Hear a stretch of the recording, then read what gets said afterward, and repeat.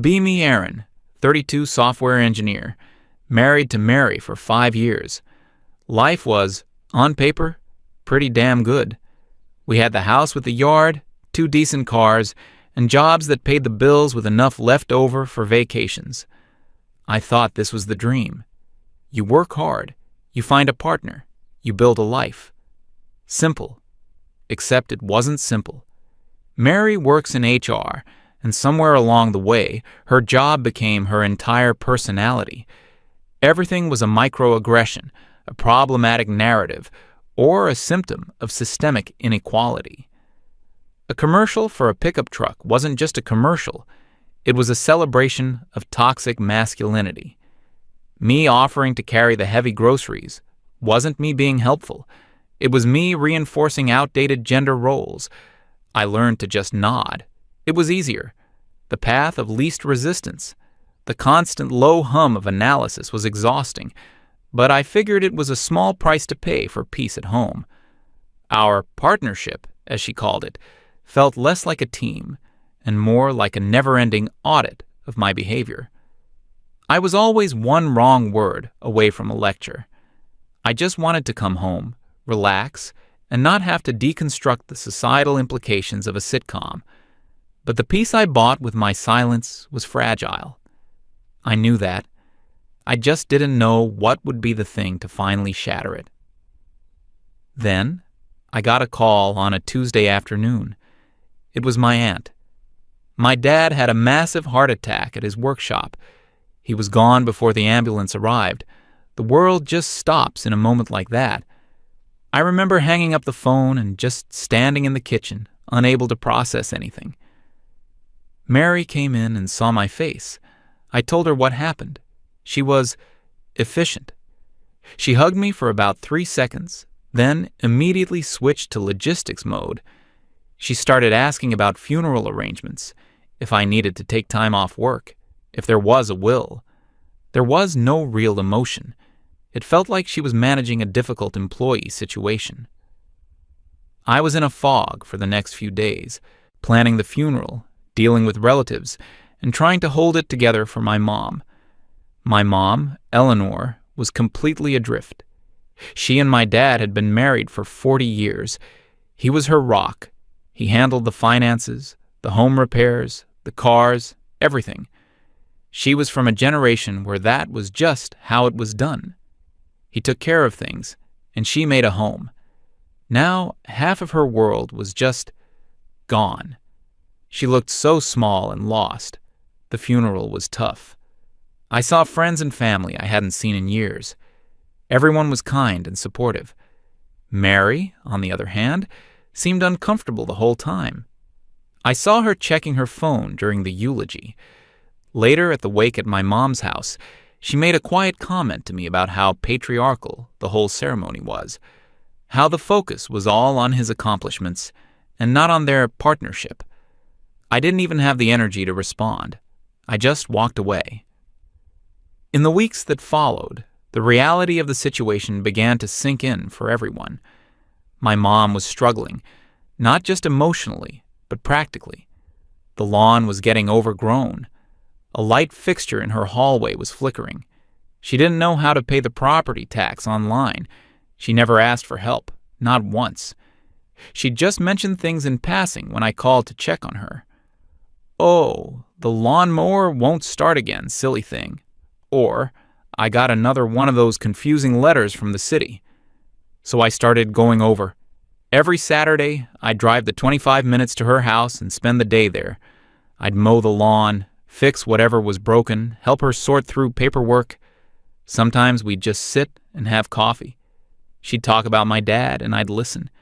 It felt like the right thing to do, the only thing to do. She was my mom, and she needed me. This did not go over well with Mary. At first, it was subtle. I'd get home Saturday evening, tired and covered in dirt from working in the yard. The house would be silent. She'd be in her office with the door closed. Dinner wouldn't be started. No, "How was your day?" Just this thick, disapproving quiet. Then the comments started. They were small and sharp. "Did you have a nice time playing handyman at your mommy's house?" Or I'd mention something my mom said and she'd roll her eyes. Of course she doesn't know how to reset the Wi-Fi router. It's learned helplessness, Aaron. I tried to explain that this was a huge adjustment for my mom, that she was grieving. Mary saw it differently. According to her, my mother was using emotional manipulation to keep me in a state of childish dependency. My father, she explained, had created this dynamic by never empowering my mother to be self-sufficient. And now I was stepping in to continue his patriarchal legacy of control. I was just trying to help my mom figure out her bills. She was talking about a patriarchal legacy. We were living on different planets. The arguments started getting worse. One Saturday, I was at my mom's, helping her clean out my dad's old workshop. It was an emotional day for both of us. My phone rang. It was Mary. She sounded annoyed. She and her friends had decided to go to a wine tasting, and she expected me to join. I told her I couldn't, that I was in the middle of something important at my mom's. She got quiet for a second, then said, "Fine, just don't expect me to wait up," and hung up. I got home around 9 p.m. The house was dark. There was a note on the counter. Had to get out of the house. Don't know when I'll be back. This became the new pattern. My Saturdays were now a source of constant tension. Mary would deliberately schedule things without telling me. "Oh, didn't I tell you? My friend Jessica is having a barbecue on Saturday. We have to go." I'd tell her I had already promised my mom I'd help her with her garden. That would trigger another lecture. Why was my promise to my mother more important than our social life as a couple? Was I ever going to cut the cord? She claimed I was letting my mom infantilize me, and that my need to fix everything for her was a symptom of toxic masculinity. Apparently, a real, enlightened man would empower his mother by letting her struggle and figure it out on her own. She said I wasn't helping her. I was crippling her to make myself feel important. The cognitive dissonance was staggering. I was a bad guy for helping my widowed mother. It felt like I couldn't do anything right. If I spent money on materials to fix a leaking pipe at my mom's, it was money that could have gone toward our vacation fund. If I spent my time helping her, I was neglecting our relationship. Our home stopped feeling like a sanctuary. It felt like a courtroom where I was always on trial. My friends noticed the change in me. I was more stressed, quieter. One of my best friends, Dave, asked me what was going on. I gave him the short version. He just shook his head. He said, "Man, you're a good son. Don't let anyone make you feel bad for that." It felt good to hear, but it didn't change the reality waiting for me at home. Mary's friends, on the other hand, were her echo chamber. I'd sometimes overhear her on the phone with them in the other room. She would paint this picture of herself as a patient, long-suffering wife, shackled to a man-child who couldn't leave his mother's side. She'd use all the buzzwords: my emotional labor, her mental load, our unbalanced power dynamic. They would eat it up, telling her how strong she was and how she didn't deserve this.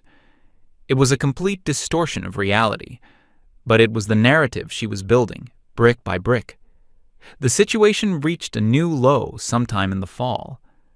My mom needed to see a specialist for her arthritis, and the office was about an hour away.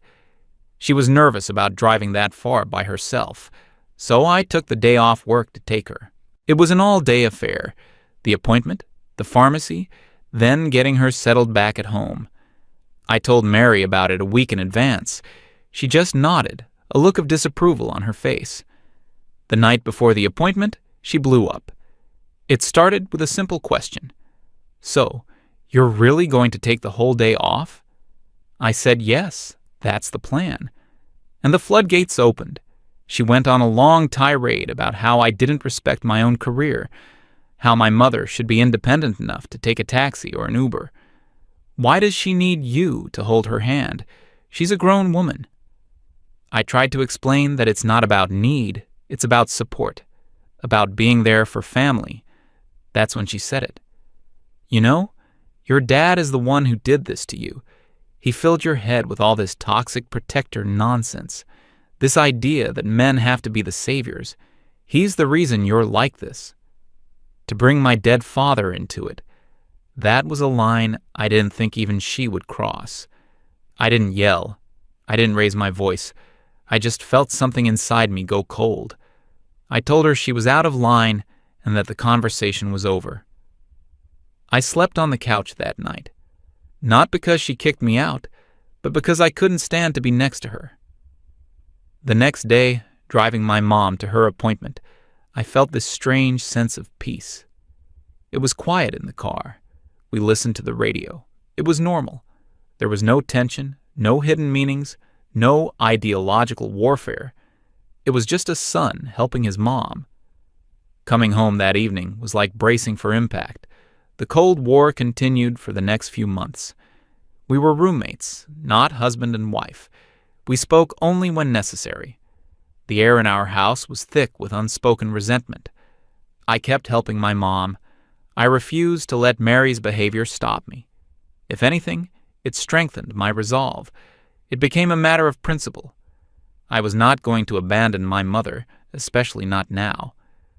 Mary saw this not as loyalty, but as defiance, and she couldn't stand it. She was used to winning arguments. She was used to me eventually caving in for the sake of peace. But something had broken after she brought up my dad. The peace was already gone. I had nothing left to lose by standing my ground. I think she realized she was losing control over me, and it terrified her. People who build their identity on being in control don't react well when they lose it. They don't reflect. They don't compromise. They double down. I didn't know it yet, but she was getting ready to make her final move. She was preparing for the checkmate. The winter was long and cold, both outside and inside our house.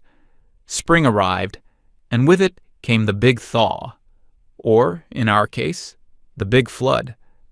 I remember it was a Saturday, one of those first truly warm days of the year. I had promised Mary that we would spend the day together, working on our own yard. It was an olive branch. I was still trying, foolishly, to salvage things. We were outside, pulling weeds, when my phone rang. It was my mom. She sounded panicked. There was water everywhere in her kitchen. A pipe under the sink had burst. She had tried to turn off the main valve, but couldn't get it to budge. Water was pouring out fast. I told her I was on my way. I turned to Mary, who had heard my side of the conversation. Her face was a stone mask. "Mom's kitchen is flooding. I have to go, right now." I expected an eye roll, a sigh, maybe a sarcastic comment. What I got was a cold, hard glare. "No," she said. I thought I must have misheard her. "What do you mean, no? It's an emergency." She dropped the gardening gloves she was holding. "There's always an emergency, Aaron. It's always something with her. You promised today was for us, for our home." I couldn't believe what I was hearing. "Mary, there is water actively destroying her kitchen as we speak. This isn't a leaky faucet. I need to go." I started walking toward the garage. She stepped in front of me, blocking the door. Her expression was one I'd never seen before. It was a combination of fury and absolute self-righteousness. She was convinced, down to her very core, that she was the wronged party here, that this was my final test. Her voice was low and steady, each word chosen for maximum impact. "This has gone on long enough. For months, I have watched you put her before me, before our marriage. I have been patient. I have tried to make you see how unhealthy this dynamic is, but you refuse to listen." I just stared at her, my car keys clutched in my hand. "So now you're going to make a choice." My mind was racing. My mom was alone, panicking, while her house filled with water. And here I was, being held hostage by a lecture. "This is it, Aaron," she said, her voice rising. "I am done competing. I am done being the second most important woman in your life. You have to decide. What is more important, your past or your future. It's her or it's me. She stood there, blocking my path, radiating this aura of absolute certainty. She thought she had me. She believed that 5 years of marriage, a mortgage, and a shared life were chains she could pull, and I would have no choice but to heal. She laid out the ultimatum, it's her or it's me, and watched me, a small, triumphant smile playing on her lips. She was expecting me to crumble, to beg, to promise I'd change, that I'd set boundaries with my own mother. In her mind, the game was already over. She had just declared checkmate. There was no hesitation, no internal debate, not even a flicker of doubt. It was like a switch flipped in my head. All the months of lectures, the eye rolls, the passive aggression, the disrespect toward my family, it all coalesced into a single moment of absolute clarity. I looked her dead in the eye. My voice was completely calm. Her. The triumphant smile vanished from her face. It was replaced by a look of flat, uncomprehending confusion. "What?" she whispered, as if she didn't trust her own ears. I didn't raise my voice. I didn't need to. The finality was in the tone, not the volume. "I choose her," I said again, enunciating each word. "Now, please get out of my way." She just stood there for a few seconds, completely frozen. Her brain was trying to process an outcome that she had never, for one single second, considered possible. The illusion of her control was shattered, and the shock was visceral. Then, the confusion morphed into rage. A deep, ugly red flush crept up her neck. "You can't be serious," she hissed. "You're throwing everything away? For her?" I stepped to the side and walked past her toward the garage. I didn't look back. "You're the one who made it a choice, Mary. I just gave you the answer you asked for." I could hear her scrambling to follow me. Her voice got louder, more frantic. "That's not what I meant. We were supposed to talk about this. You're twisting my words." I opened the car door. "There's nothing to talk about. My mom's house is flooding. I'm leaving." The desperation in her voice was a new sound. It was the sound of someone realizing they'd pushed the self-destruct button and couldn't stop the countdown. "Aaron, if you walk out that door right now, we are done. Do you understand me? Done." I paused for a second, my hand on the car door. I turned around and looked at her. "We were done the moment you used my dead father as a weapon against me. We were done the moment you decided my love for my mother was a character flaw. You just didn't know it yet. Get your things." I got in my car, started the engine, and backed out of the driveway without another look. The drive to my mom's was surreal. I wasn't angry. I wasn't sad. I just felt light. A weight I didn't even realize I had been carrying for years was just gone. I wasn't worried about the argument waiting for me when I got home. There would be no argument. There would be no home, not for us. It was over. When I got to my mom's, it was as bad as she said. Water was an inch deep in the kitchen and seeping into the dining room. I found the main valve in the basement and managed to wrench it shut. The gushing sound from under the sink finally stopped. My mom was on the verge of tears, apologizing over and over for bothering me. I just hugged her and told her it was okay, that we'd fix it.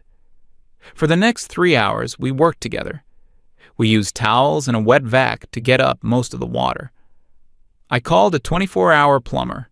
He came out and confirmed the pipe was completely corroded. He replaced the whole section under the sink. By the time he was done, it was almost midnight. The immediate crisis was over. The damage was done, but the house was no longer actively flooding. My mom made me a sandwich.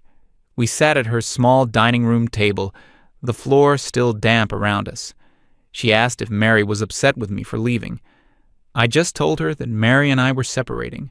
She didn't pry or ask a lot of questions. She just reached across the table and put her hand on mine.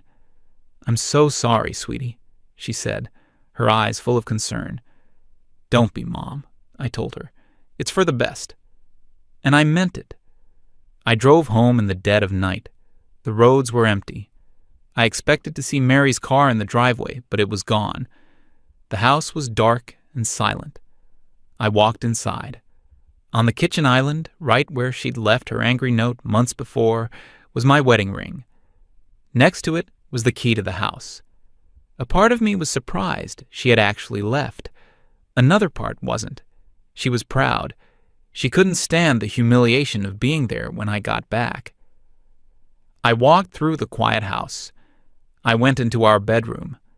A few drawers in her dresser were open and empty. Her closet had some noticeable gaps. She had taken a suitcase of clothes, her laptop, and her personal things. The place already felt different. It felt calmer. I slept better that night than I had in years. The next morning, I got a text from her. It wasn't an apology. It was a demand. She wanted to arrange a time to get the rest of her things, and she informed me that her lawyer would be in contact. I replied with a simple, "Okay." No emotion, no drama, just the facts. This drove her nuts, I think. She was expecting a fight, tears, pleading. She was getting gray rock silence. A few days later, a letter from a law firm arrived, the official start of divorce proceedings. My friends were worried about me. They called to see how I was holding up. They were surprised by how calm I was. Dave said he'd never seen me so relaxed. I told him I felt like I had just woken up from a long, stressful dream. Mary had her friend Jessica with her when she came to get her stuff. They probably thought I'd be emotional or difficult. I wasn't. I stayed out of the way, working in the garage. I told them to take whatever they believed was theirs. I could hear them whispering in the house, snatches of conversation about how cold I was being, how I clearly never cared. It was their narrative. They could have it. The divorce process moved forward. Mary's initial legal posture was aggressive. Her lawyer sent a list of demands that was honestly laughable. She wanted the house, half my retirement savings, and alimony. She claimed that her emotional labor in supporting my career and managing our household entitled her to it. Her lawyer tried to paint a picture of a controlling husband and a dependent, unsupported wife. It was a work of fiction. Luckily for me, I had been smart about one thing. Before we got married, my dad, a very practical man, had insisted I get a prenuptial agreement. I was young and in love and thought it was unromantic and cynical. He told me, "You don't buy a fire extinguisher because you expect a fire. You buy it in case one happens." I had almost forgotten about it. Mary certainly had. When my lawyer presented the signed, notarized prenup in response to her demands, her case completely fell apart. The agreement was simple. What was mine before the marriage remained mine. What was hers remained hers. Anything acquired jointly would be split 50-50. The house was bought with the down payment from an inheritance I received from my grandmother.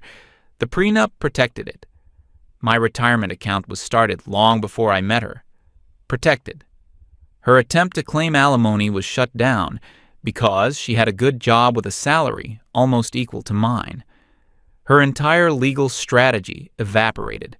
The battle she wanted was over before it began. Faced with the reality of the prenup, she had no choice but to settle. We sold her car, which was in both our names, and split the money. I had to buy her out of her small share of the equity the house had accrued in our 5 years together. That was it. Long story short, she walked away with what she came in with, plus a decent check. Not the windfall she and her lawyer had imagined. I spent the next few months reclaiming my own life. I helped my mom fix the water damage in her kitchen.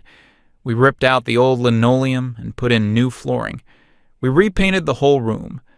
Working on a project together, side by side, was therapeutic for both of us. She started getting her confidence back. She even signed up for a basic computer class at the local community center. I got back in touch with old hobbies I had let slide. I started hiking again on weekends. I went to ball games with my friends. I realized how much of myself I had compressed to fit into Mary's world. How many small joys I had given up to avoid a lecture or an argument. I heard about Mary through the grapevine. Her friend Jessica's husband is a guy I know from a local club. He told me the story. Mary had stayed with Jessica for about 2 weeks, filling her head with stories of my cruelty and emotional abandonment. But then the novelty wore off. Having a bitter, angry houseguest who analyzed every little thing became draining. Her other friends were the same. They offered supportive texts and angry face emojis on social media, but none of them wanted her living in their spare room for long. Her ideology of sisterhood was great in theory, but didn't translate into someone offering her a place to live for 6 months. The last I heard, she was renting a small apartment across town. Her social media, which I looked at once out of morbid curiosity, was a predictable stream of vague, passive-aggressive posts about toxic men, the importance of knowing your worth, and cutting negative energy out of your life. She was the hero of her own story. In her mind, she had bravely escaped a stifling patriarchal marriage. She hadn't been defeated, she had been liberated. Whatever helps you sleep at night, I guess. It's been about a year now. The quiet in my house is no longer the silence of tension. It's the silence of peace. I go to my mom's for dinner once a week. She's doing great. She's even started dating a nice widower from her gardening club. My life isn't dramatic. It's not exciting in the way a movie is. It's just calm. It's my own. Mary thought she was presenting me with an impossible choice. She thought she was holding all the cards. But she fundamentally misunderstood the game. She was forcing me to choose between a person who demanded everything and gave conditional approval, and a person who gave me life and asked for nothing in return. A choice between a fragile partnership built on ideology and a lifelong bond built on unconditional love. When you see it like that, it's not a choice at all. It was the easiest decision of my life.